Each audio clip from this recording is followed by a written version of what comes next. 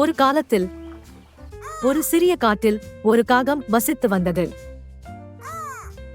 காட்டிலேயே மிகவும் சோம்பேறி பறவை அது. மற்ற பறவைகள் கூடு கட்டி உணவு சேகரித்து விளையாடிக் கொண்டிருந்த போது அந்த காகம் ஒரு கிளையில் அமர்ந்து புகார் கூறியது. நான் மிகவும் தூக்கத்தில் இருக்கிறேன், என்னால் பறக்க இயலாது. உணவு தேட மிகவும் சோர்வாக இருக்கிறது. ஒரு நாள் காகம் ஒரு வயதான ஆந்தை ஒரு மரத்தில் அமர்ந்திருப்பதைக் கண்டது. அதன் கொக்கில் பளபளப்பான தங்க இறகு இருந்தது. ஆர்வத்துடன் அது கீழே பறந்து, ஏய் புத்திசாலி ஆந்தை, அந்த பளபளப்பான இறகு என்ன?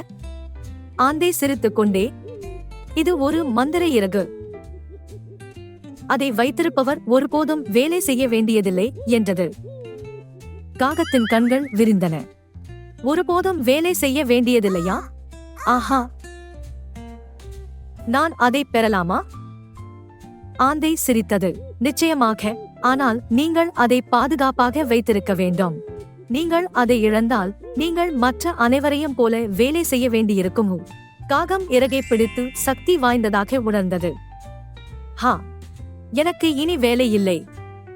காகம் பெருமையுடன் தனது மரத்தில் அமர்ந்து உணவு மாயாஜாலமாக தோன்றும் வரை காத்திருந்தது. ஆனால் எதுவும் நடக்கவில்லை. நாட்கள் செல்லச் செல்ல பசியால் காகம் பலவீனமடைந்தது. காகம் மற்ற பறவைகளிடம் உணவுக்காக கெஞ்சத் தொடங்கியது. ஆனால் அவை சிரித்துக் கொண்டே, நாங்கள் ஏன் உங்களுக்கு உதவ வேண்டும்? உங்களிடம் மந்திர இறகு இருக்கிறது என்றன.